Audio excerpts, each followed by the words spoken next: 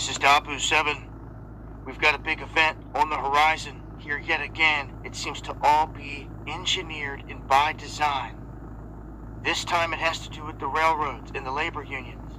And you may recall that we had shortages en masse that they were wanting to blame on whatever. And the ports had major issues where the boats were backed up as far as the eye could see out into the ocean. All of this caused a disruption in all of our goods here in America. And when it comes to the main transit, rail freight networks are the arteries of the U.S. economy. Right now, there's been this big fight, this back and forth between both sides, the workers and the unions, over what's going to happen here. And they're saying that Biden stepped in and said that there had to be this cooling off period where these two had to work out the new contracts. Well, the cooling off period ends this Friday, September 16th. And they're saying that when this goes into effect, things could start to break down. Knowing everything that we've lived through in the past couple years, this is right in line with what they would want to slow everything down. So if you shut down the rail system, this is just the next shoe to drop, the next big event in terms of stifling goods from getting where they need to go across the country, in or out.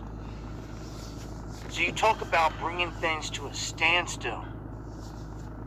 If they shut down completely, it most definitely could. And again, it seems that someone has ushered all of this way. Eyes open here on this world stage.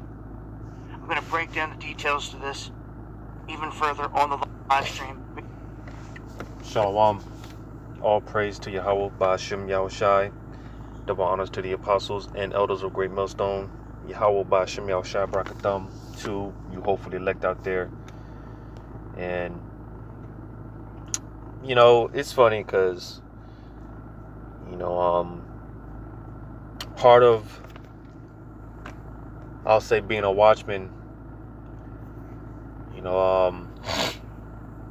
I'll put it like this: part of the job description, so to say, is you gotta kind of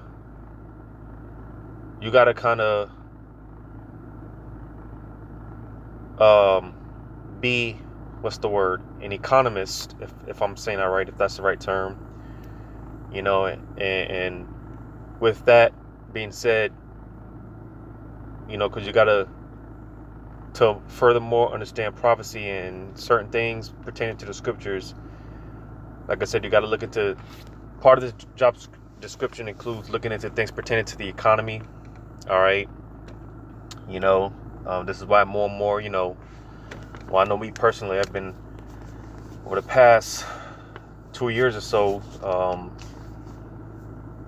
getting into, you know, just what I've been studying and looking into.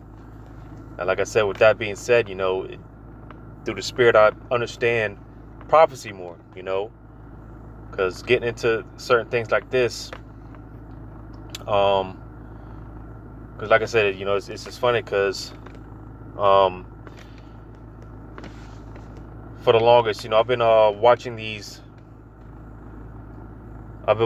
paying attention to this pertaining to the truckers, and you know how over the past year and a half or so, you know, these truckers going on strikes and things like that, because you know the truckers, they play a major role in keeping the economy functioning. And like I said, just dealing with the truckers, you know, which they're pretty much the backbone of the economy. And you know, I would have to ask myself, because again, being that the trucking business, like I said, they're a major part in keeping the economy functioning. And it's like, you know, with the truckers going on strike, and you know, just a lot of things dealing with the trucking business and the trucking industry. Because you see, a lot of us were waiting on that one thing to take place to really set it off, you know. And real quick. I'm gonna get this in the book of Ecclesiastes, because this could be the final straw to break the camel's back, so to say. But I'm gonna read this real quick in Ecclesiastes chapter 12. I'm gonna start at verse 3. It says, in the day when the keepers of the house shall tremble, and the strong men shall bow themselves, right? Because again, you gotta watch things pertaining to the economy. Get a little bit of the stock market.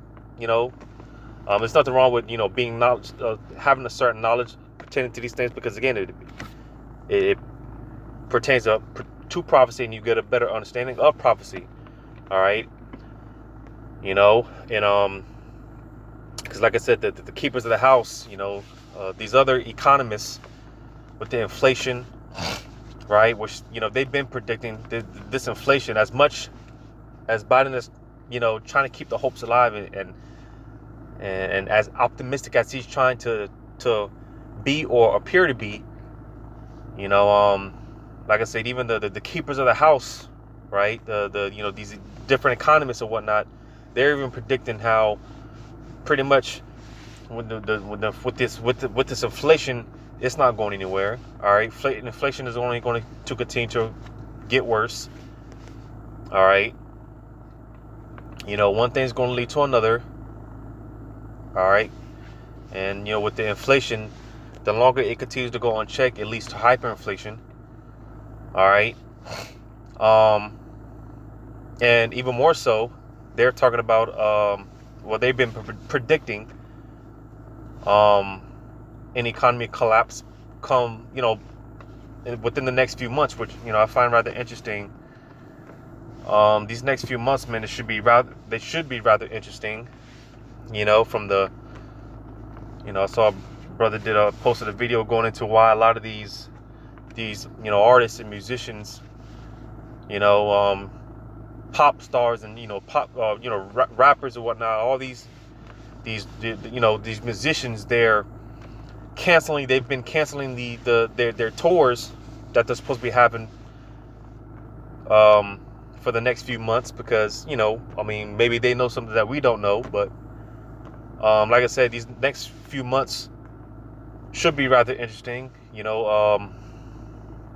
Lord's will, man, because we're ready to get the hell out of here. But nevertheless, I've even been saying this, about how, because here it is, come December 13th, they're supposed to, roll out with that CBDC, bringing that into play.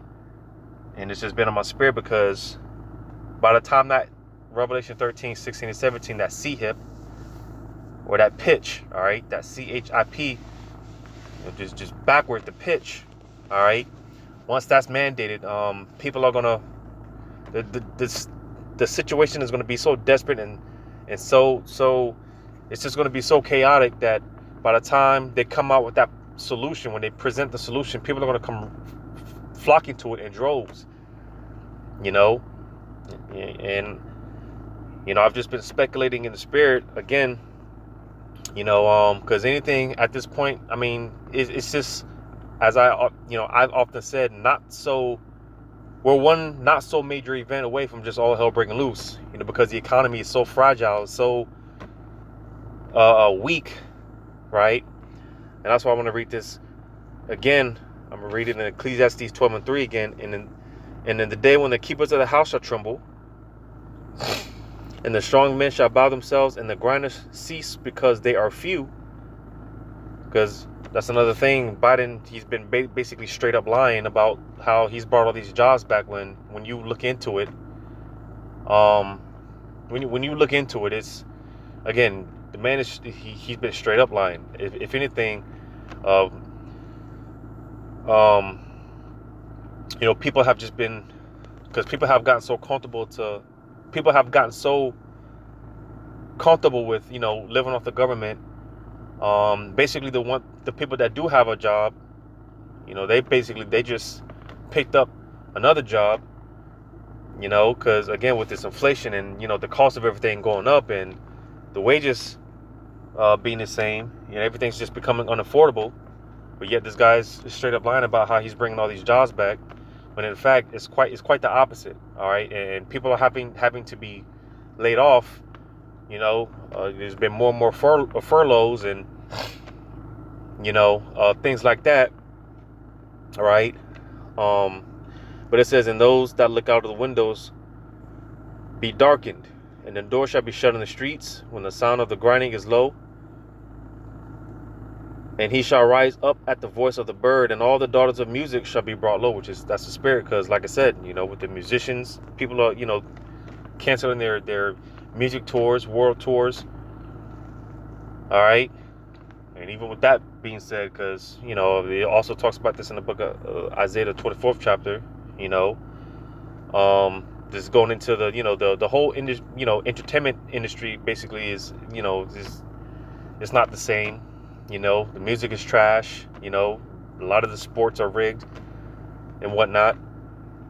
But verse 5 is the point. It says, "And when they shall be afraid of that which is high, and fear shall be in the way, and the almond tree shall flourish, and the grasshopper shall be a burden, and desire shall fail because man goeth to his long, and man slakia, and desire shall fail because man goeth to his long home in the morning, and the mourners go about the streets." You see, because it's eventually going to get to a point where, again, the situation is going to become so desperate. People are going to, more riots and looting is about to take place. They're basically about to sign these purge laws out there in Illinois. That's going to spread throughout the 50 states. Eventually, it's going to be a purge-like setting out here very soon. Because again, it's not going to be no work. The money's going to be completely devalued, worthless. Hey, people, as I always say, the time's going to come when they're going to go about things the ski mask way. They're just going to go out and get it how they get it, how they can get it. Everyone's going to be about themselves, man. It's going to be a dog-eat-dog world. All right. And like I said, we're one not so major event away from this taking place. And that's why I read verse 5, because it said, "And the grasshopper shall be a burden." All right. Now, a grasshopper is very insignificant. All right. But yet it said a grasshopper shall be a burden. Because again, it's just, anything at this point, like I said, the straw to break your camel's back at this point. Anything at this point, like I said, not so major. Just any little thing could just completely bring this economy down. And as I was, rambling in the beginning, because like I said, just watching with the truckers in the trucking industry, and for a little minute, I was trying to make sense of it, because like I said, the trucking industry, they play a very major role in the economy. But with everything that's been going on with the trucking industry alone, it's like, why hasn't, why aren't we seeing these things sooner? But now it makes sense, because though the trucking industry is basically like the backbone of the economy. He mentioned it. He said it better. With the railroads. All right, they're like the arteries of the economy. So if you have, is one thing, you got the truckers going on strike, and because again, they're the ones supplying all the goods to the store chains and whatnot. All right, but so the trucking industry, that's one thing, but with the railroad industry, that's a whole nother thing. That's a whole nother beast right there. And like I said, this could be this. If you got these railroad workers going on strike, because basically, again, when you look into it, basically these railroad workers, the workers, they want more money. While the people at the top, they're making all the money. And again, with all this inflation, the cost of everything's going up. These workers, they used to live in a certain lifestyle, right? But with the cost of everything's going up, you see, and everyone has to, basically, it's a change of lifestyle. More and more people are having to live below their means. And I'm, not to make it about me or put myself out there, but I'm, because most of us are starting to feel the effects. And I already live a simple life as it is. I don't go out or anything like that. I don't do anything. You know, I live a very boring and simple life. But even with that being said, you know, I've had to shit, you know, really, you know, just, you know, cutting certain things off, and because, you know, it's just, you know, I already try to live below my means as it is, but you know, I've really had to really, you know, cut back on a lot of things because, you know, starting to feel that pinch, man. It's starting, you know, it's starting to hurt. It's starting to hurt, you know. But hey, you know, you can't bitch up. You know, we've been talking about these things, and you know, we've been talking about it. Well, hey, you know, now it's coming to pass. So it's not, you know, it's not no excuse to bitch up or anything, you know. Nevertheless, but just again to show the point about how, again, you know, because, you know, these guys, again, they make good money. You know, these railroad workers, they make hella good money, you know. So they're used to living a certain way, but with the cost of everything that's going up, all right, you know, hey, the demand is, you know, they need more money. They want more money. And that's pretty much what, you know, this is, you know, kind of what this is about. Because, again, they want more money, you know, versus the people at the top. They're basically, you know, getting all the money. Well, no, the workers, and this is why they're, you know, talking about going on strike. Well, hey, like I said, maybe this is the straw to break the camel's back because, again, if you've been paying attention over the past year and a half, right, the shelves have been getting more and more empty, right? You know, this whole supply chain crisis they've been talking about for the past year and a half, you know, them holding all the you know, these cargo ships off on the coast and whatnot, the ports and whatnot. A lot of the goods are not getting to the shelves of the stores and whatnot, right? Well, hey, you know, if these railroad workers go on strike, we could, you know, see a hell of a lot more of that because, again, the trucking industry, you know, these are guys that they provide all the goods to the stores, but the railroad business, you know, this is where, you know, this is how pretty much things are shipped across the country. So if these guys go on strike, they, you know, we're really going to start seeing more and more shortages, you know, more and more dramatically, you know, more and more empty shelves. So, hey, like I said, man, this could be the straw to break the camel's back, you know. And like I said, it just makes sense because I've been, you know, just, you know, focusing more on, my focus has been more on, you know, other things when, you know, you got stuff like this with the railroad workers. You know, I should have known, but nevertheless, it's all through the spirit. But nevertheless, you know, they're talking about taking these, you know, contingency plans, I guess, right? Which you got the EU.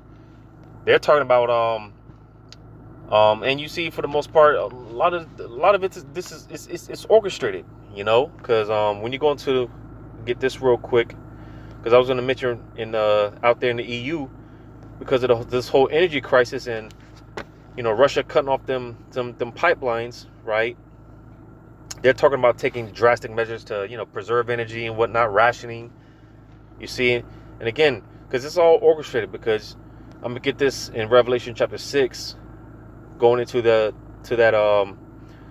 well, I'm gonna read it in verse 5. It says, Revelation 6 and 5, it says, and when he had opened the third seal, I heard the third say, come and see. And behold, and lo, a black horse,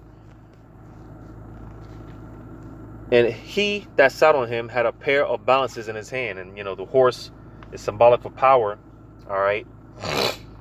And basically this black horse, because pretty much when you go into the red horse, the black horse, all right, you got the pale horse, and you got the white horse, which is, the white horse is Yahushai, but you got the red horse, which basically, you know, it's Esau, all right, and then the black horse, which is, you know, pretty much you can also tie into Esau, because with this black horse, it basically goes into slavery, all right. That's why it said, and he that sat on him had a pair of balances in his hand, all right.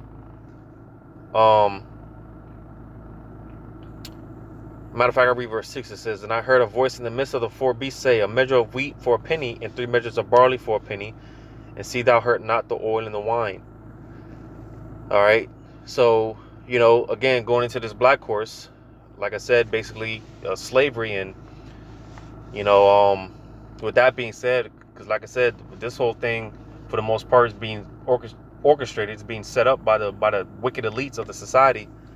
And you see, with this whole supply chain crisis and, you know, the energy crisis, you know, all these crises going on. All right, because you see what Esau's trying to set up. He's trying to set the system up like these guys. I'm not going to mention any names, but as a quote goes, you will own nothing and be happy. You know, so more and more they're cutting off the supply chain. All right, and you know, pretty much gathering up all these resources unto themselves. Right. That's why you have such guys. Again, I'm not going to mention any names, but buying up certain farmlands. You know, you got these food processing plants being destroyed by the numbers. All right. You see, because more and more they're cutting off the food supply, and they're going to use it against the people. You know, they're going to use it as slavery to get the people to comply. All right. You see, and like during the time of ancient Rome, when the Romans came against, you know, that when you read about the siege of Jerusalem, all right, and the trenches, well, this is what's being taking place now, man. It's not more than a siege taking place. You know, more and more cutting off of the food supply, the water supply. You see, because, you know, video came out about how you got this guy out there in the mayor out there in Mississippi, you know, with you know, basically his own water truck, you know. And for those that don't know, you got the water crisis going on out there. But yet this you know, these guys, man, you know, they got water trucks pulling up to their crib, you know. So again, you know, because these guys, they don't give a damn about the people, and more people are starting to find it out. More and more people are starting to realize, and this is why you're gonna have sedition amongst men, invading one another. People are gonna take matters into their own hand. All right. You see, man, and one thing is going to lead to another, and it's going to be total anarchy. It's going to be total chaos. And from the chaos, as it's been said for many years, starting with the apostles and others of great millstone, from the chaos, all right, that's where they're going to ensue the order out of chaos. So they're cutting off the food supply, all right, and, you know, they're setting it up to where you're going to have to go to them, all right, and like I said, the situation is going to be so desperate. It's going to be so dire. It's going to be, you know, it's just going to be so bad when by the time they come to present that solution, hey, people are going to take that C-hep. They're going to take that pitch willingly, you know, because again, they're weaponizing the food supply and the water supply. They're going to weaponize it. All right. They're going to hang it over the people's head like a carrot stick, man, like a carrot on a stick, you know. And you know, I mean, as far-fetched as it may sound, you know, hey, this is why, you know, more and more, because the scriptures talk about how the unfaith of these people, man, is, you know, because it sounds crazy to these people, but, you know, hopefully, like, we clearly see what's going on, you know, and to those that don't believe, well, that's on them. And by the time the Lord does open their eyes, it's going to be too late for them. So, you know, hey, so be it. You know, we fret not. We know what's going on. And hey, you know, I just had a conversation with a, you know, dearly beloved of mine, you know,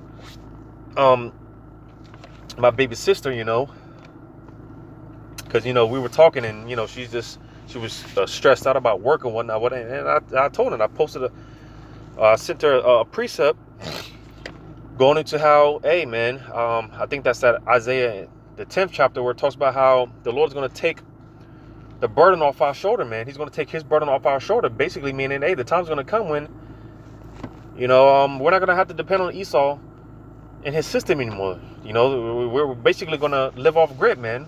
You know, we're going to be off grid, you know, because, you know, I told her about how, you know, we're coming into times with extreme faith. You know, because I mentioned this before, and I told her, you know, we've been swimming in the shallow part of the pool. You know, we've been training. You know how when you first start swimming, you know, you're hanging onto the wall, and, you know, you're learning how to stay afloat and swim and all of that. Well, training is almost up, man. You know, we're about to be pushed into the deep end, which is going to require an extreme level of faith, man. It's going to require extreme level of faith. So, you know, people are complaining, you know, they don't want to, you know, which, you know, these people, they have a right to complain, because, you know, everyone's, you know, like the scripture said, man, we work and put our money in bags with holes in it, you know, working barely make ends meet. So, when I talk about people complaining about working, I'm not, saying it in a derogatory way, because I'm tired of working. We're all tired of working. We all have the right to be tired of working. But the time's going to come when, hey, we're going to completely be detached from the system, and we're going to have to put our trust in Yahweh Shema Shai. And then what? Then what are you going to do? You're going to, it's either all chips in on Yahweh Shema Shai or all chips in on Esau Edom. So the time is going to come, but not to, deter too much from the point. I'm going to get this, because again, just showing the point again that this could be the straw to break the camel's back.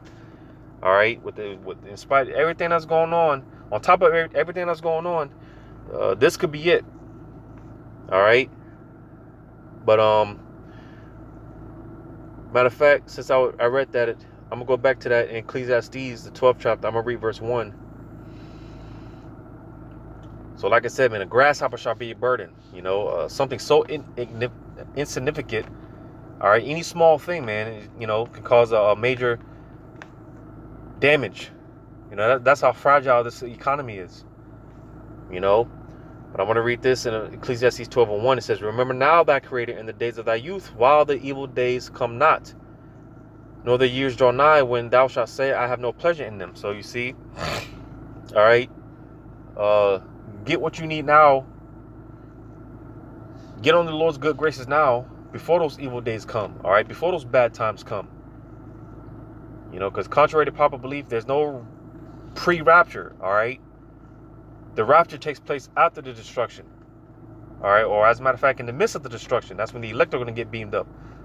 All right, but before all hell breaks loose, unless the Lord, calls your spirit home, no one's getting saved out of here. All right, the scriptures say that talk about the hour of temptation, how it's going to befall the whole world. Every man, woman, and child is going to be tempted. All right, and the elect, the hopefully elect, we're going to be here. So get what you need from Yahweh Shema Shai now, while you can, before the evil days come. Because when the spiritual ark is sealed and that mercy comes to an end, the grace period comes to an end, that's it. And the Lord, when he opens up judgment, it's going to be without mercy. All right, so the stage is being set, man. One thing's going to lead to another. All hell's going to break loose out here. All right, but I'm going to read this in 2nd Ezra chapter 6, starting at verse 22. It says, "And suddenly," and that's the thing, man. Like I said, the hopefully, like we see through the Spirit of the Lord, man, what's getting ready to happen, what's getting ready to go down out here. We see. And that day's not going to catch us as a thief in the night, like the scriptures say. Because it says suddenly. The scriptures emphasize that. When all hell breaks loose out here, it's going to be all of a sudden, just out of nowhere. All hell's just going to break loose.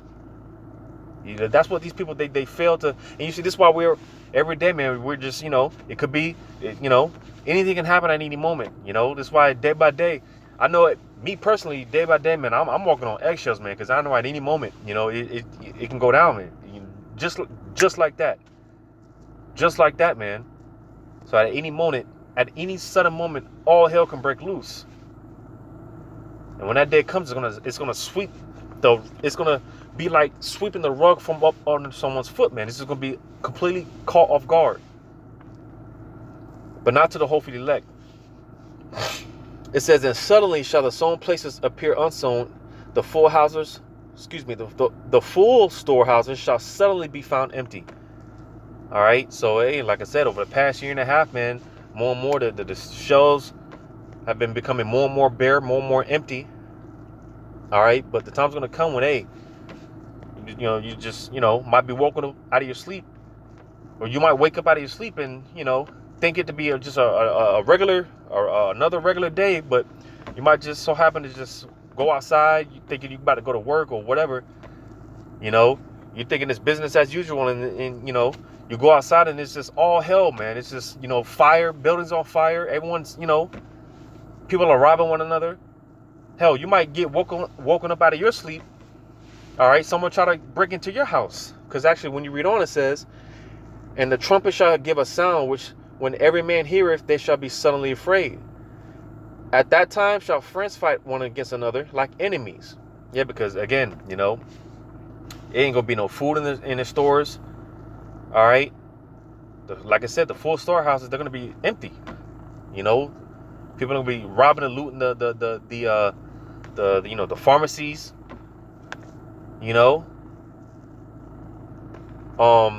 It says, "And the earth shall stand in fear with those that dwell therein.